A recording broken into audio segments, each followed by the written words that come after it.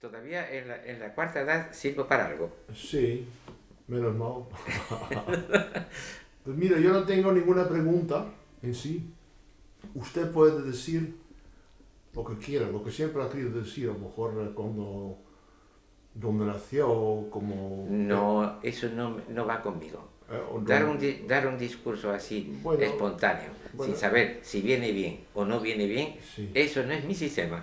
A mí me gusta contestar. Y contestar supone que la persona que pregunta algo que a ella le interesa. Bueno, vamos a ver. No tengo nada preparado, ¿eh? Preparado. Pero voy a preguntar algo. ¿Usted dónde nació? En Sevilla capital, Sí. en el barrio de San Bernardo. Un barrio torero por excelencia. Sí. O sea, soy sevillano de pura cepa. Sí. Y mairenero de adopción. Eh, ¿Sus padres qué hicieron? ¿Qué gente Pues era? mi padre se dedicaba a la enología, es decir, el estudio de los vinos, la química de los vinos. Y mi madre, pues, su casa. ¿Y usted tiene más hermanos? Tenía una hermana que murió pues ya hace más de un año, de cáncer. Sí. Vivía en Alcalá. Allí vive mi sobrina, mi cuñado y el marido de mi sobrina, claro. Ella está casada y dos sobrinos nietos. ¿Y cómo transcurrió su juventud? Mi juventud pues tuvo de todo, ¿eh? Me eduqué ya con los 10 años pasé de San Bernardo, no, con 9 años, pasé desde San Bernardo a Nervión. Pues allí ya mi padre ya tenía ganado un dinerito bueno con sus negocios químicos, su química de vinos, y teníamos un chalet, y entonces pues me eduqué, como entonces se decía, en colegio de pago, que era una cosa, de forma que pasé una juventud bastante desahogada. El colegio es muy conocido allí, en Sevilla, el Colegio San Miguel, que está en la calle Cardenal Lluch, que es la calle paralela a donde están los hermanos de San Juan de Dios, cerca de la Gran Plaza. Bueno, pues allí me eduqué, allí terminé el bachillerato, pero cuando iba a ingresar en la universidad, iba a estudiar química. Pues entonces fue cuando mi padre se arruinó de improviso. Fue a la terminación de la guerra mundial, de la Segunda Guerra Mundial, cuando en el año 46 hubo esa restricción de créditos bancarios de todos los países a España, que les retiraron todos los embajadores, y de pronto España se quedó así. ¿Qué pasó? Pues que mi padre le cogió con una gran cantidad de material, de productos, ¿no?, comprados y sin liquidez. Hubo restricción bancaria, entonces no le daban crédito. Y cometió, claro, la locura en ese momento de empezar a pagar las deudas mal vendiendo los productos. Bueno, estamos hablando de su padre. Sí, entonces como él mal vendió aquello, pues nos quedamos prácticamente sin una peseta, ¿no? De forma que yo me tuve que, no pude ingresar en la universidad, tuve que empezar a trabajar también para ayudar a mantener a mi familia. Trabajé como maestro en el mismo colegio que me había educado, de allí de Nervión, y luego además completaba mis ingresos dando clases particulares, de forma que prácticamente hasta las 11 de la noche estaba yo trabajando. Así estuve desde los 17 hasta un poco antes de cumplir los 20, que fue cuando entré en el seminario. ¿Y cuándo empezó su devoción? Pues fue... yo lo último que me hubiera pasado por la mente era ser cura en aquella época. Alguien me dice que yo iba a ser cura, entre otras cosas yo no tenía ni idea de lo que era un cura. Así de sencillo. Yo iba a misa los domingos, cuando iba, que muchas veces no iba, y a la última misa que había entonces, que era en la iglesia del Salvador de Sevilla, la misa de una, me ponía al final de todo, porque me divertía muchísimo lo que decía el cura y allí podía charlar con los amigos. Bien, pero ya con 19 años empecé yo a sentirme mal. No me gustaba mi vida, mis cosas.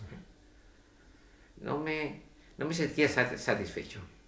Fue en el invierno del año 1950 cuando ocurrió el que yo considero el hecho más trascendental de mi vida. Esto te lo voy a decir a ti. Fue en marzo. Una noche, me había yo trasladado ya entonces a una casita alquilada. Más que casita era pues una habitación con derecho a cocina. Fíjate a dónde llegamos, ¿no? En San Bartolomé, porque ya no podíamos pagar ni el chalet ni nada, ¿no? Prácticamente era yo quien mantenía mi casa. Mi hermana enfermó, porque ella también estaba colocada, pero enfermó de tuberculosis.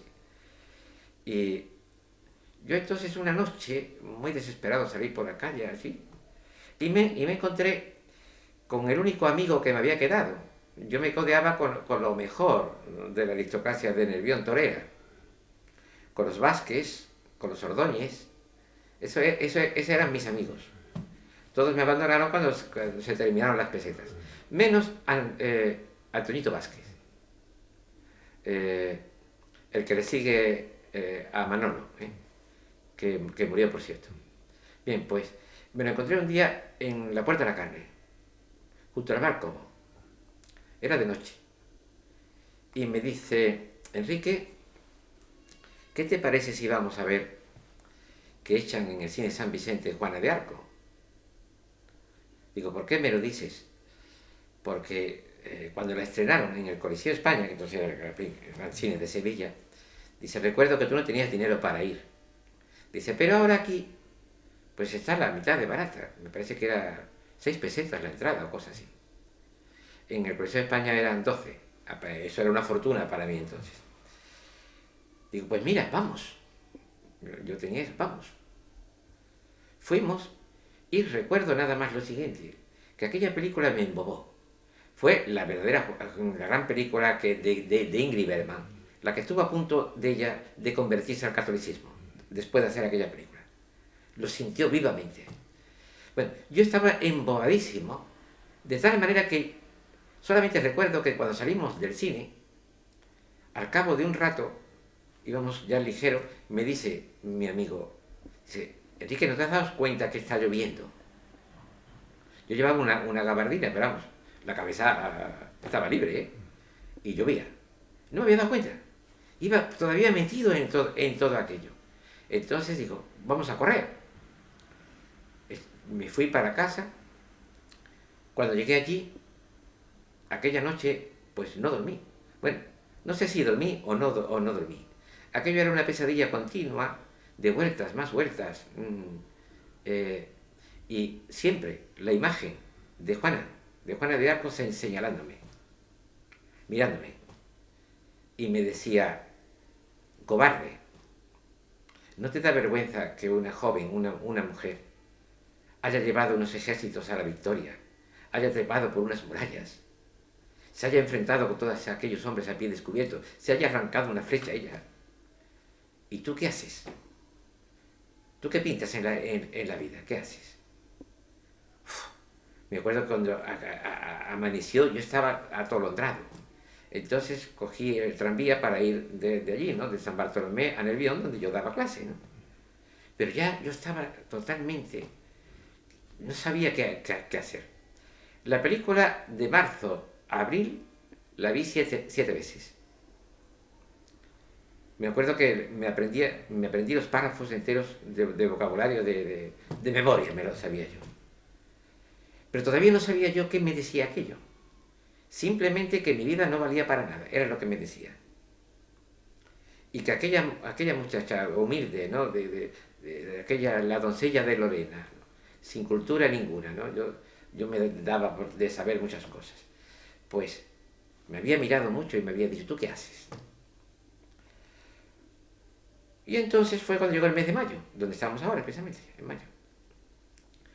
El día 1 de mayo del año 50, estoy diciendo, me dio por entrar, cuando venía por la tarde a merendar a casa, Pues en la iglesia de San Bartolomé, donde yo no había entrado para nada, y eso que la tenía al lado. Entré, di una vueltecita por allí mirando, sin saber por qué, por curiosidad.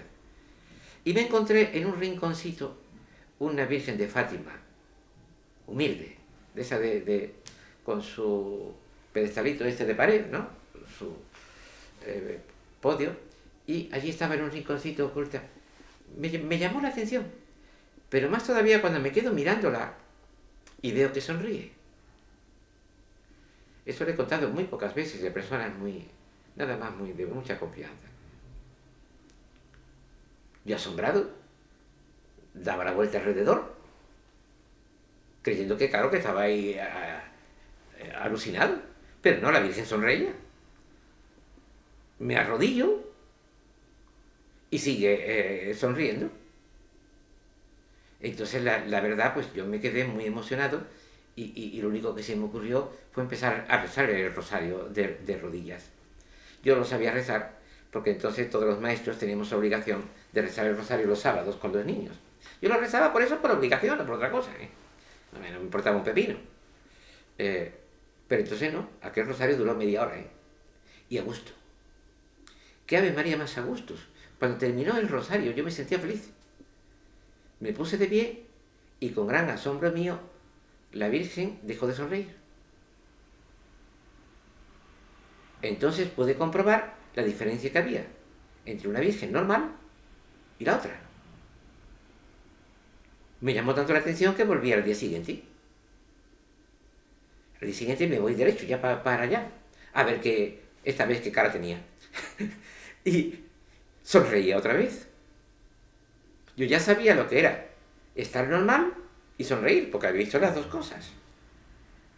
Entonces me arrodillé, otro rosario, cada vez más emocionado.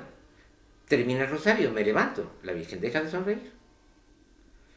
Resumiendo, así me llevé hasta el final del mes de mayo, todos los días. Pero lo grande fue esto, que yo interpreté aquello como que la Virgen quería resolverme todos mis problemas económicos.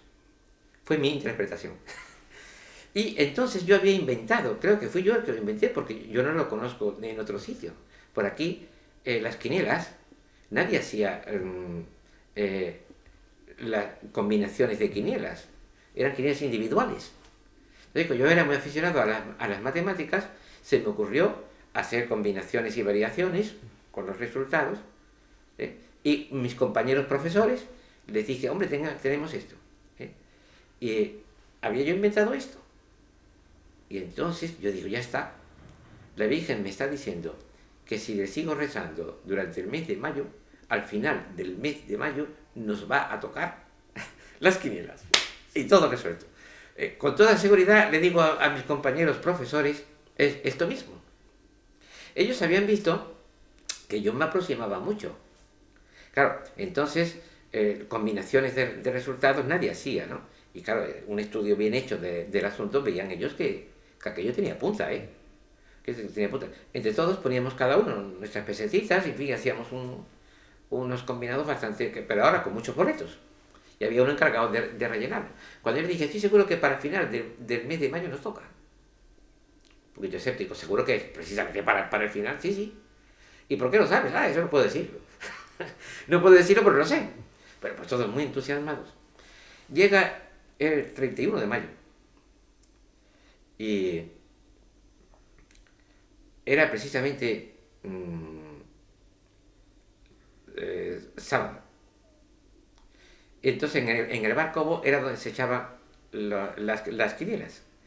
Pero a mí yo tenía que poner 5 duros, 25 pesetas me correspondían a mí de la combinación. Y no alcanzaba. Cuando por fin encontré quien me prestara el duro que me faltaba, un vecino, salí corriendo, era la 1 de la tarde, del mediodía, y me dijeron en el bar Cobo, ¡ay, lo sentimos mucho, joven! El recogedor acaba de marcharse. Me guardé mis quinielas hechas en borrador, claro, sin echar, pidiéndole a todos los santos y a la Virgen de Fátima, por supuesto más que a nadie, que no tocara Porque tú imagínate, sin echarla. Y era el último día. Llega el lunes. Entonces había un periódico que se llamaba La Hoja del Lunes, que editaba la Asociación de la Prensa. Lo primero que hice en el tranvía fue comprar la Hoja del Lunes y cogerla. Y muérete, Enrique. Había tocado. Los 14. Me acuerdo de la cantidad. 125.000 pesetas del año 50. Haz más o menos la cuenta a ver cuánto te sale. A mí me puede salir ahora mismo por unos 15 millones por ahí, ¿eh? Si no más. 125.000 pesetas. Bueno, entonces me entraron sudores de muerte. Porque yo sabía que la hoja de lunes también la habían comprado mis compañeros, seguro. Cuando llegué allí, por poco me matan. Con justa indignación. Cuando le dije, no las he echado.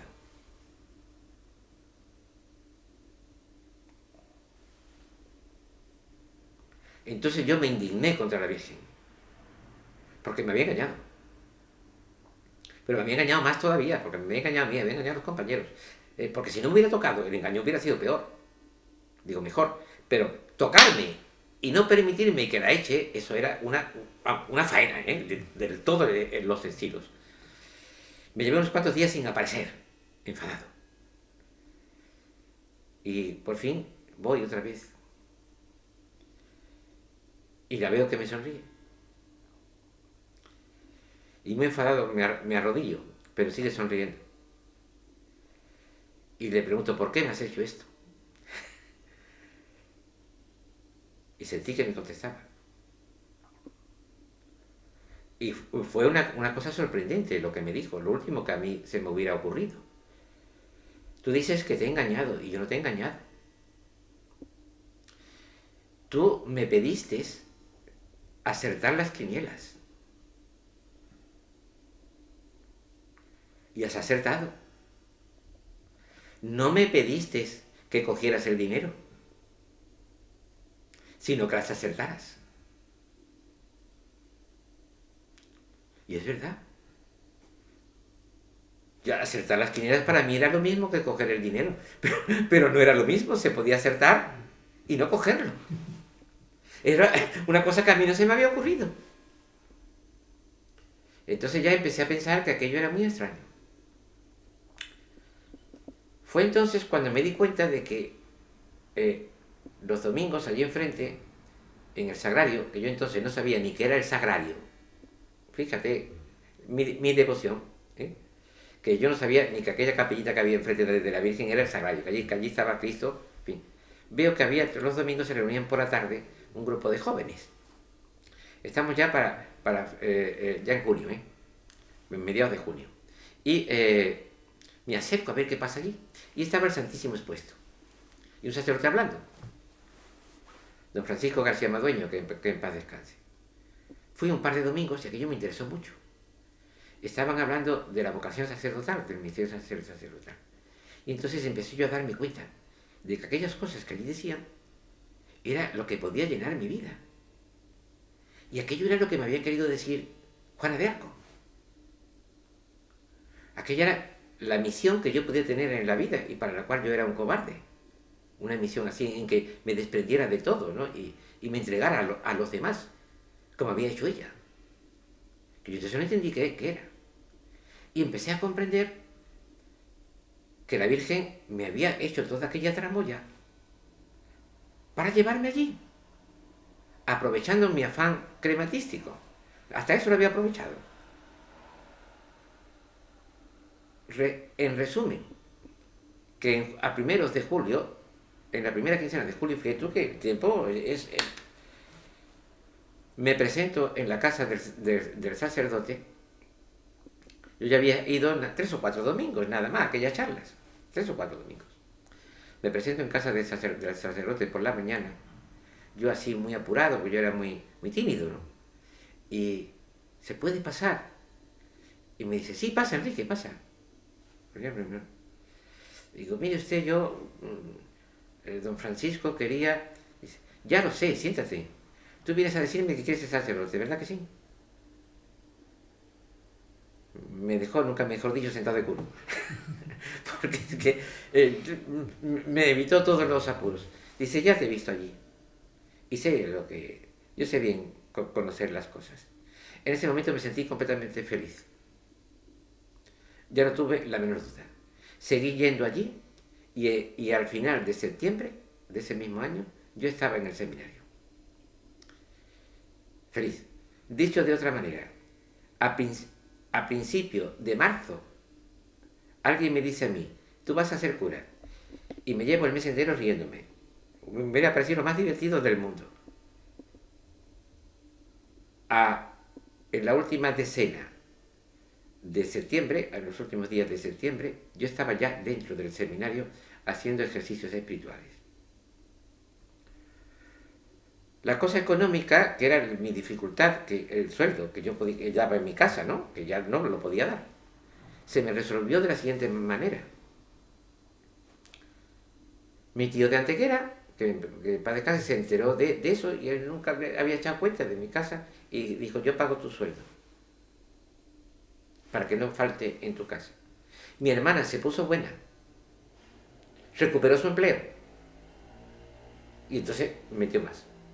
Y a mí, un farmacéutico de Sevilla, amigo de este sacerdote, dijo que no se preocupe este joven, que la beca se la pago yo. El resto de la historia creo que lo conoces bastante bien. Pero ese aspecto es una cosa muy desconocida, ¿eh? ¿Te das cuenta por qué le tengo tanta devoción a la Virgen de Fátima y por qué está al final del pasillo? Oye, me acabo de acordar. Cosa rara, ¿eh?